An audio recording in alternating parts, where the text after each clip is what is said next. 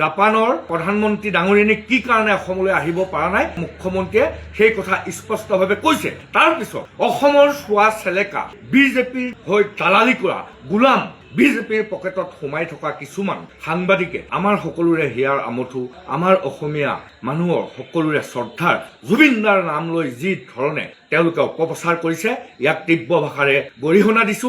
সেইদিনাখন জুবিন গাৰ্গৰ ফটো মচাক লৈ কোনো ধৰণৰ ৰাষ্ট্ৰ বিৰুদ্ধে কাম কোনেও কৰা নাই। আন্দোলনকাৰীয়ে গণতান্ত্ৰিকভাৱে ৰাস্তাৰ কোনো ধৰণৰ পথ অৱৰোধ নকৰাকৈ একদম গণতান্ত্ৰিকভাৱে জুবিনদাৰ প্ৰতিচ্ছবিখন যি আঁকিলে, এই জুবিনদাক লৈ মই আকৌ কৈছো, অসমৰ ভণ্ড চোৱা চেলেকা কিছুমান সাংবাদিকৰ নেতৃত্বত জুবিনদাক অহৰহ বদনাম কৰাৰ চেষ্টা চলাই আছে। এই চেষ্টা বন্ধ কৰক। শেষবাৰৰ কাৰণে সকীয়নি দিব খুজিছো, আমাৰ জুবিনদাক লৈ আপোনালোকে এনেকুৱা ধৰণৰ লেতেৰা ৰাজনীতি নকৰিবলৈ সাৱধান কৰি দিছো। সন্মানীয় জাপানৰ প্ৰধানমন্ত্ৰী ডাঙৰীয়ানী ব্যস্ত চিডুল থকাৰ কাৰণেহে অসমলৈ আহিব পৰা নাই। জাপানৰ পাৰ্লিমেণ্টত অংশগ্ৰহণ কৰিব লাগিব।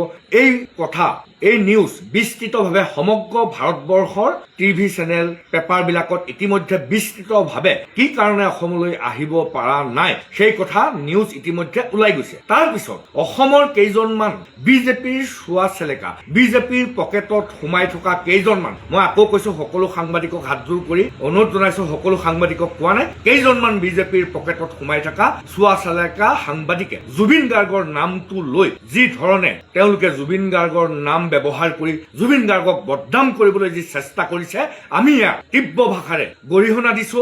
আৰু অসমৰ মুখ্যমন্ত্ৰীয়েও ইতিমধ্যে স্বীকাৰ কৰিছে যে জাপানৰ প্ৰধানমন্ত্ৰী ডাঙৰীয়ানী কি কাৰণে অসমলৈ আহিব পৰা নাই মুখ্যমন্ত্ৰীয়ে সেই কথা স্পষ্টভাৱে কৈছে। তাৰ পিছত অসমৰ চোৱা চেলেকা বিজেপিৰ হৈ দালালি কৰা গোলাম বিজেপিৰ পকেটত সোমাই থকা কিছুমান সাংবাদিকে যি ধৰণে আমাৰ সকলোৰে হিয়াৰ আমঠু, আমাৰ অসমীয়া মানুহৰ সকলোৰে শ্ৰদ্ধাৰ জুবিনদাৰ নাম লৈ যি ধৰণে তেওঁলোকে অপপ্ৰচাৰ কৰিছে, ইয়াক তীব্ৰ ভাষাৰে গৰিহণা দিছো।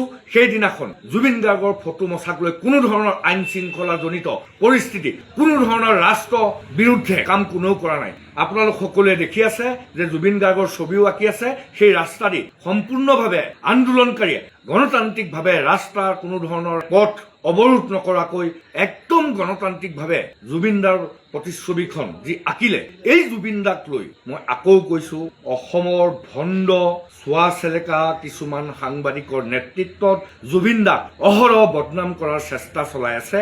এই চেষ্টা বন্ধ কৰক। ইতিমধ্যে অসমৰ মুখ্যমন্ত্ৰী হিমন্ত বিশ্ব শৰ্মা ডাঙৰীয়াই জাপানৰ প্ৰধানমন্ত্ৰী কি কাৰণে নাহে সেই কথা স্পষ্ট কৰিলে। আৰু শেষবাৰৰ কাৰণে সকীয়নি দিব খুজিছো, আমাৰ জুবিনদাক লৈ আপোনালোকে এনেকুৱা ধৰণৰ লেতেৰা ৰাজনীতি নকৰিবলৈ সাৱধান কৰি দিছো।